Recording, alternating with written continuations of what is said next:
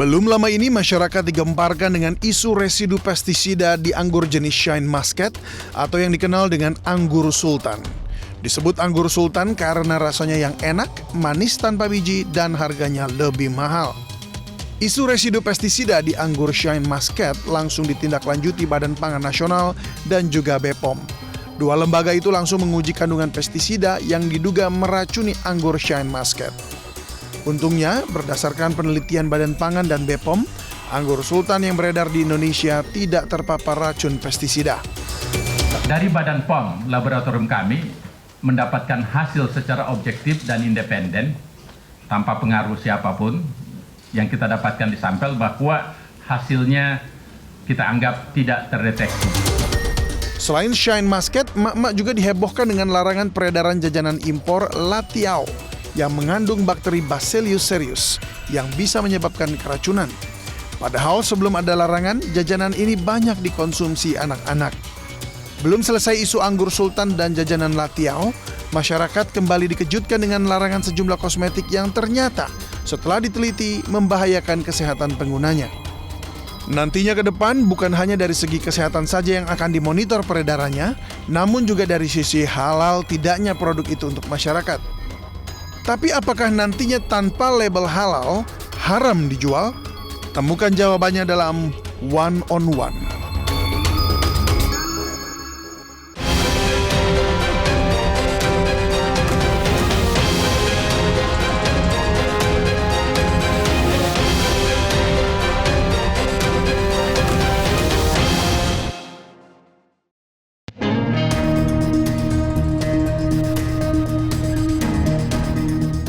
Apa saja tugas dan fungsi Badan Penyelenggara Jaminan Produk Halal atau BPJPH yang dipimpin Haikal Hasan tercantum dalam Peraturan Presiden Republik Indonesia Nomor 153 Tahun 2024. Perpres Nomor 153 Tahun 2024 tersebut ditetapkan dan ditandatangani Presiden Prabowo Subianto pada 5 November 2024. Perpres yang terdiri dari 52 pasal tersebut diundangkan pada tanggal yang sama pada saat ditetapkan.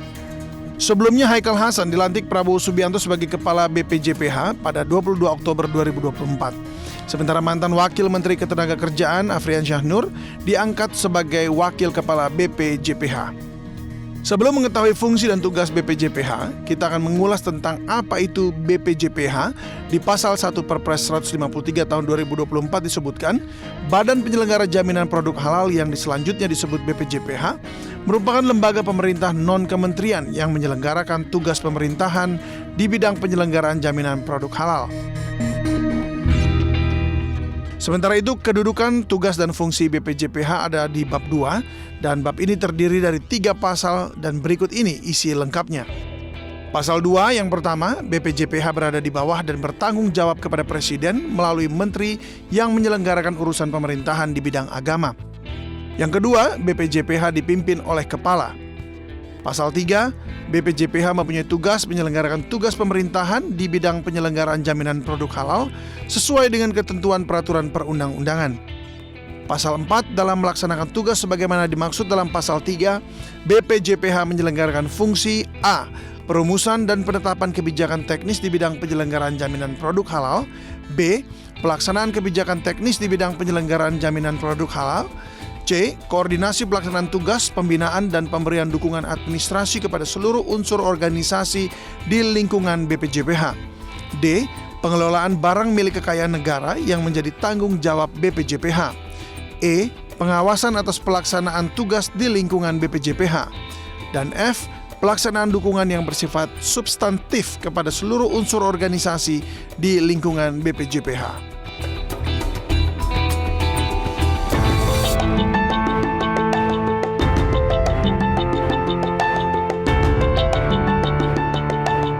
Sejak 18 Oktober 2024, seluruh pelaku usaha di Indonesia wajib memiliki sertifikasi halal.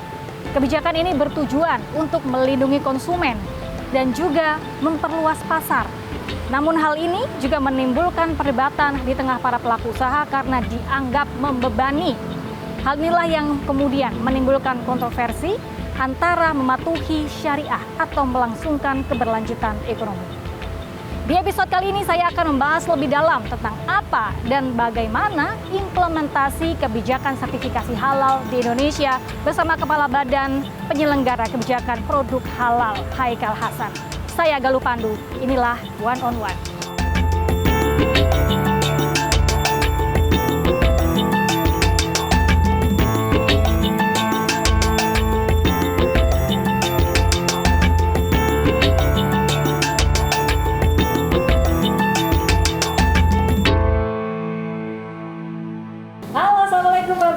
Waalaikumsalam warahmatullahi wabarakatuh. Apa kabar? Baik, alhamdulillah Babe, gimana kabar? Baik sekali. Terima Baik, kasih udah datang. Terima kasih.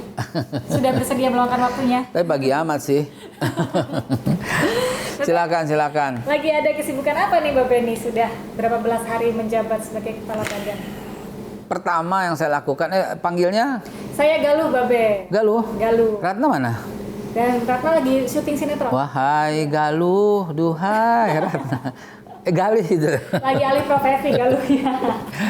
Saya ya sejak pelantikan 22 Oktober yang saya lakukan nomor 1 itu adalah kolaborasi. Oke. Mengunjungi MUI, mitra kita, mengunjungi Kementerian Agama, mitra kita, mengunjungi Menko, dan semuanya saya kunjungi yang di sela-sela ya kayak gini, di sela-sela urusan dalam. Be, sudah meluangkan waktunya, Be. Habis ini langsung ada agenda lagi ya? Hari ini langsung ke Kemenak dulu. Dari Kemenak ada acara pelatihan LPH, di LPH. Jadi kita melatih para penyelia halal, auditor halal gitu. Sebagai kepala badan sekarang seorang Bapak Haikal Hasan. Ini masih boleh dipanggil Babe nggak sih? Babe aja. Udah bertahun-tahun dipanggil Babe. Dari masih muda dipanggil Babe, sampai tua panggil Babe. Betul panggil Babe. Panggil Babe aja. Biasanya kalau Babe ini orang Betawi asli. Ya.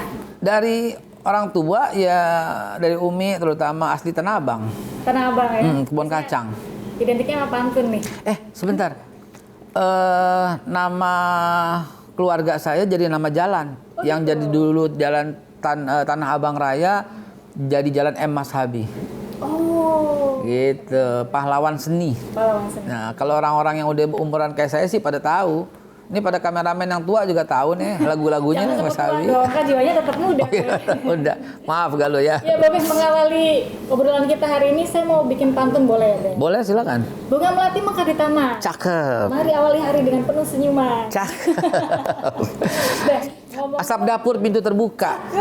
Tercium sedap si ikan peda. Cakep. Bukan menolak, bukan nggak suka. Cakep. Buruan, gue mau pergi kerja. Oke, langsung aja. To the point. Spontan tuh gue tuh. Spontan. Orang Betawi jangan ditantang pantun. Jangan dipantang pantun. Jangan. Langsung kalah ini. Langsung kita keluar macam-macam. Deh, hari ini kita mau ngomongin tentang kebijakan sertifikasi halal yang sebentar lagi harus diterapkan untuk seluruh pelaku UMKM nih, Be. Sebentar, bukan sebentar lagi. Sebentar lagi ya? Berarti Sudah. Jadi gini. Gimana? Memang yang saya pertama kali sejak saya dilantik oleh Pak Presiden Prabowo Subianto, saya langsung mempelajari dan ternyata 1974 di zaman era Presiden almarhum Presiden Soeharto melalui Menteri Kesehatan sudah menghimbau tahun 74. Jadi kalau sekarang tahun 2024 sosialisasi di berapa tahun? 50 tahun. Di zaman Pak SBY dibuatkan undang-undang untuk itu, peraturan presiden 10 tahun masa SBY. Kemudian di masa Presiden Pak Jokowi juga dibuatkan undang-undang, dibuatkan peraturan. 50 tahun kita lakukan sosialisasi. Tapi kalau kita terjun di masyarakat tetap aja masih kurang. Karena itu Pak Presiden Prabowo langsung menetapkan sesuatu yang sangat luar biasa. Badan Penyelenggara Jaminan Produk Halal bertanggung jawab kepada langsung Presiden. Itu kan keren gitu loh.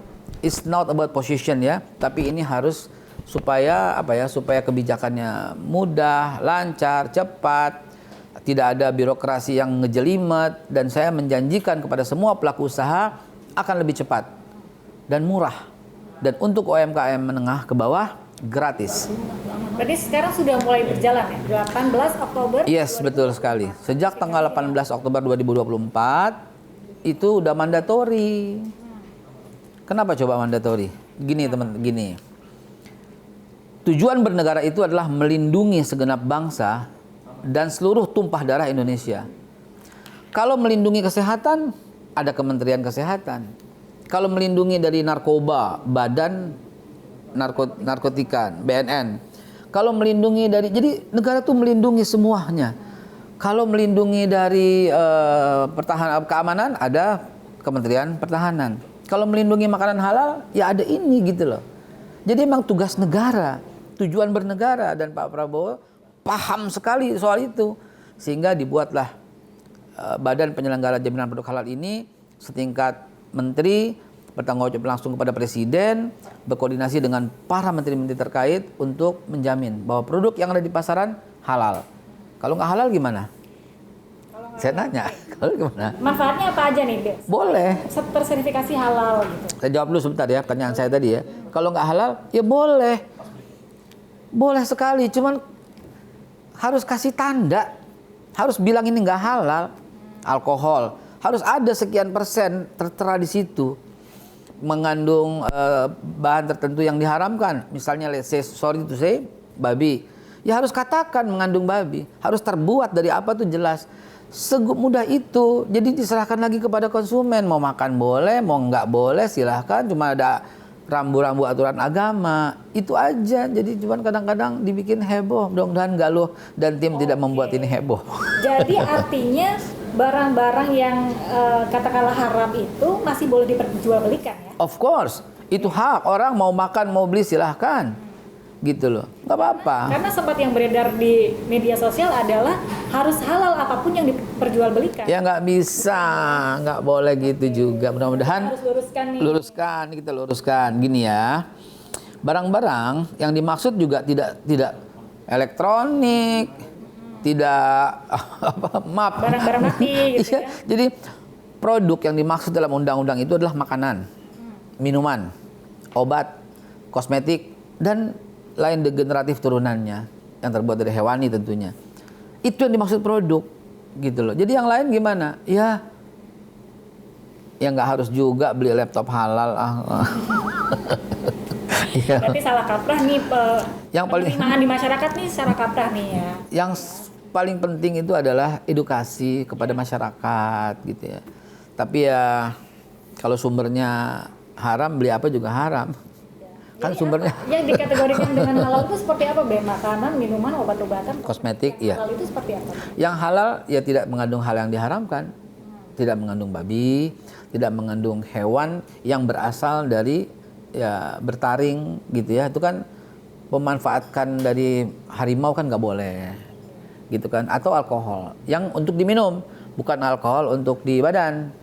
Bukannya seperti parfum, itu nggak masalah, silahkan ya, nggak usah juga parfum dihalalin. Gitu loh. Berarti dalam penerapannya nanti apakah akan ada pengawasan di masing-masing daerah atau seperti apa, Be? Yes, betul. Betul sekali, akan ada pengawasan, tapi sebenarnya kalimatnya saya mau bilang bukan pengawasan ya. Nah, begini dong. Ya begini, biasa ngopi kita. Ini yang perlu tanda tangan sama sangat segera udah. Mas, balik lagi loh. In frame lagi lo, kena loh.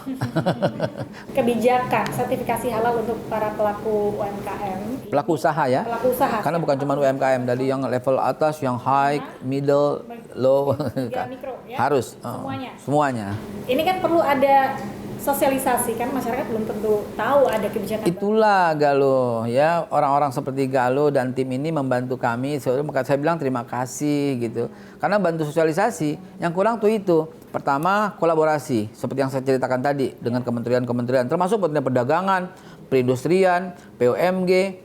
PUMG pasal orang tua murid dan guru dong ya. Badan POM. Santai aja.